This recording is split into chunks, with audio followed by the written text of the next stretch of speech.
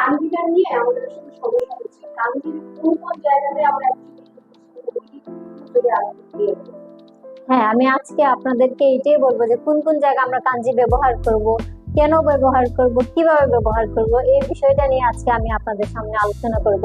আজকের আমাদের আলোচনার বিষয় হলো যে কাঞ্জির ব্যবহার, কেন আমরা কাঞ্জি ব্যবহার করব, কিভাবে করব।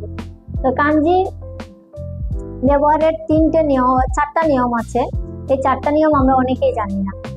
হ্যাঁ, তো আজকে এই চারটা নিয়মে আপনাদের সামনে আমি তুলে ধরবো। যে একটা হচ্ছে অর্থের স্পষ্টতা, 2 নম্বর হচ্ছে পাঠ সহজ ও সংক্ষিপ্ত, 3 ঐতিহ্য এবং সংস্কৃতি, 4 মিশ্র ব্যবস্থায় সবচেয়ে কার্যকর। এখন অর্থের স্পষ্টতা বলতে কি, আমরা তো বিভিন্ন শব্দের অর্থ জানি, কাঞ্জি লেখা থাকলেও জানি, কিন্তু কিভাবে অর্থের স্পষ্টতা হয় এটা আমরা অনেকেই বুঝতে পারি না। তো এটার কারণ হচ্ছে, দেখেন এখানে কি যে আছে যে কামি, আমরা সবাই জানি যে কামি শব্দের অর্থ চুল, কাগজ, কিন্তু কামি শব্দের অর্থ যে প্রভু হয় এটা আমরা অনেকেই জানি না। তো এখন আমরা যখন হিরাগানা দিয়ে একটা বাক্য লিখবো, তখন এই হিরাগানার মধ্যে কামি শব্দটা আছে। এখন এই শব্দটি চুল অর্থে ব্যবহৃত হয়েছে নাকি কাগজ অর্থে নাকি প্রভু অর্থে, এটা তো আমরা বুঝতেছি না। তো এইটার জন্য মূলত আমরা কাঞ্জিটা ব্যবহার করবো। তখন আমরা কাঞ্জি ব্যবহার, দেখেন প্রভুর কাঞ্জি কিন্তু একরকম, কাগজের কাঞ্জি অন্যরকম, চুলেরটা অন্যরকম।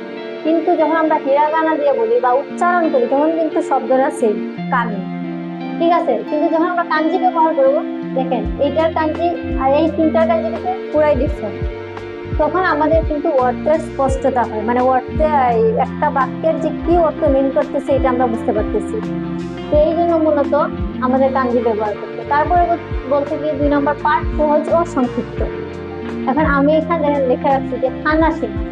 হানাসি মাস অর্থ হচ্ছে কথা বলা বা ছেড়ে দেওয়া।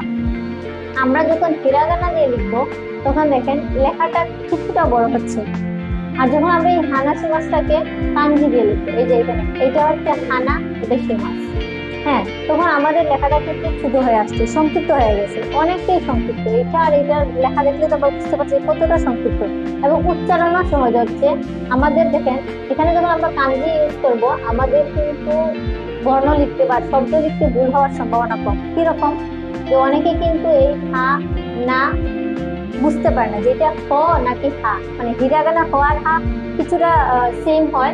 তো এই জন্য এই হিরাগানা ব্যবহার করলে আমরা অনেক সমস্যার সম্মুখীন হই, বর্ণ অনেক সময় ধরতে পারি না, তারপরে উচ্চারণের সমস্যা হয়। যখন আমরা এই কাঞ্জি দিয়ে লিখবো তখন কিন্তু আমরা জানি এটা হানার কাঞ্জি, তখন আমরা ডিরেক্ট করতে পারতেছি যে হানাকে, আমাদের উচ্চারণের বা বর্ণ ধরতে কোনো প্রবলেমই হচ্ছে না। তারপরে ছেড়ে দেওয়া, এটাও হানা সীমা।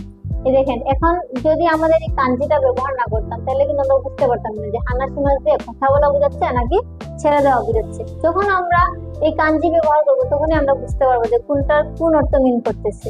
তো এই জন্য মূলত কাঞ্জিটা ব্যবহার করা হয়। আর কাঞ্জি ব্যবহার এই জন্য ভয় পাওয়ার কোনো কিছু নাই, বুঝে বুঝে পড়তে পারলে হবে। তারপরে ঐতিহ্য এবং সংস্কৃতি, কাঞ্জি জাপানিজদের ঐতিহ্য এবং সংস্কৃতি বহন করে। এটা এই কাঞ্জিটা মূলত চীনা ভাষা থেকে নিয়ে আসছে, তারপরে ওনারা ওনাদের মতন প্রক্রিয়া করে এটা চেঞ্জ করছে। তারপরে আছে আমাদের 4 নাম্বারটা, মিশ্র ব্যবস্থায় সবচেয়ে কার্যকর।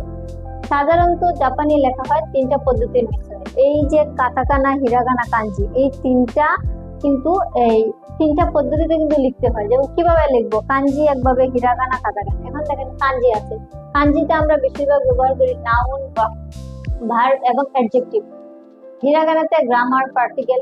আমাদের আমরা যে পার্টিকেল গুলো ইউজ করি, পার্টিকেল কিন্তু কোনো কাটাগানা হয় না, কাঞ্জি কোনো কিছু ব্যবহার করা হয় না, পার্টিকেলে ডিরেক্ট আমাদের হিরাগানা ব্যবহার করতে হয়। এই যে পার্টিকেল, যেমন ওয়া পার্টিকেল, নো পার্টিকেল, তারপরে ও পার্টিকেল, তারপরে নি পার্টিকেল, এই পার্টিকেল গুলো কিন্তু সবসময় হিরাগানা দেওয়া, কোনোদিনও কাটাগানা হবে না, কাঞ্জি তো আসবেই না, কাঞ্জি কোনো কথাই আসে না। তাহলে আমাদের পার্টিকেল, গ্রামার এবং ক্রিয়া শেষ অংশ সবকিছু হিরাগানা দিয়ে লিখতে হবে। তারপরে আছে আমাদের কাটাকানা, আমরা অনেকেই জানি এটা বিদেশি শব্দ।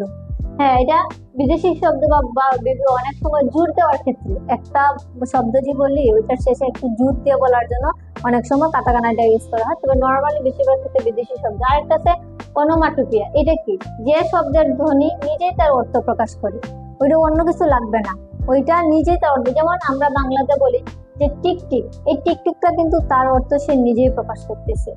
ঠিক আছে। তো এই যদি 4টা নিয়ম যদি আমরা বুঝতে পারি তাহলে কিন্তু কাঞ্জি আমাদের জন্য সহজ। আমরা যতই কাঞ্জি পড়ি, অনেকে আছে আমরা এগুলো বুঝি না, শুধু পড়ি যে আমাদের হিরাগানা কাঞ্জি পড়তে হয়, জাপানিজে কাঞ্জি পড়তে হবে, আমরা কাঞ্জি পড়ে নিই। কিন্তু যখন আমরা এই 4টা নিয়ম, যে অর্থের স্পষ্টতা, পাঠ সহজ সংক্ষিপ্ত, এইগুলা যখন আমরা বুঝতে পারবো তখনই মূলত আমাদের জন্য কাঞ্জি সহজ হয়ে আসবে।